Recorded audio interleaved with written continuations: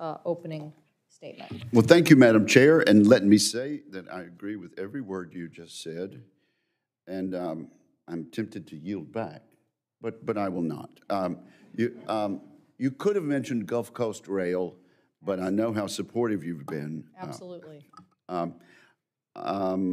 So thank you so much for your leadership. We're glad to have 5 nominees before us to serve on the Amtrak Board of Directors and 1 nominee to serve on the Surface Transportation Board. For the Amtrak Board, the committee is considering 4 new individuals, along with current board chairman Anthony Kosha, who's been nominated for a 3rd term. Additionally, Mr. Robert Primus has been nominated for another term as a member of the Surface Transportation Board. Our chair has courageously pronounced all of the other names, and I will not try to improve on that. The bipartisan infrastructure law, as the chair just said, provided $22 billion in advanced appropriations to Amtrak over the next 5 years, with the opportunity to apply for billions more in competitive grants. Might I also say that the billions for rail at large will also benefit Amtrak, as the chair well knows. I expect members of this committee will want to know how Amtrak will use the significant funding available to it to address its operations, particularly the national network. My top priority for Amtrak continues to be the long-awaited restoration of passenger rail service along the Gulf Coast. Mississippians have not had passenger rail service along the Gulf Coast since Hurricane Katrina devastated our state in 2005. I commemorated the anniversary of Katrina just a few days ago in the Gulf Coast of Mississippi, in the beautiful city of Ocean Springs, Mississippi, as communities on the Gulf Coast are still recovering from the storm 17 years later. Restoration of passenger rail service will be a major step in completing this recovery. Unfortunately, the prolonged delay in restoration of passenger rail has moved this matter from negotiation to litigation, as our panelists are aware.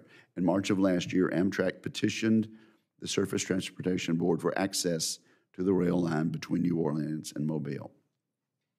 The law favors this petition, but protracted litigation benefits no one, in my judgment. I had hoped to see this matter resolved by mutual agreement by this point in time.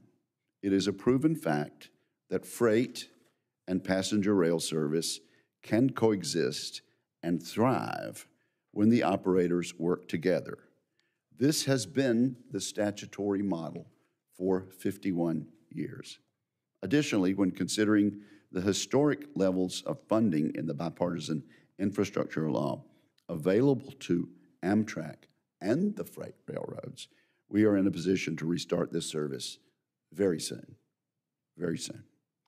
I want to hear from the nominees regarding their commitment to restoring passenger rail service along the Gulf Coast. The committee also has the chance today to discuss matters within the Surface Transportation Board's jurisdiction. The board has extensive authority to regulate railroad operations and business practices. In the past 2 years, the board has been notably active in pursuing several regulatory initiatives related to supply chain challenges, railroad mergers, and passenger rail service. In May, Chairman Oberman testified that the board has the authority it needs to conduct effective oversight in response to the present challenges facing the rail industry. I know Mr. Primus and his colleagues are hard at work to resolve several pending matters, including Amtrak's Gulf Coast petition, and I appreciate his and his colleagues' efforts. I thank each of the nominees today for their willingness to serve and for their testimony before the committee today. Thank you, Madam Chair. Thank you, Senator.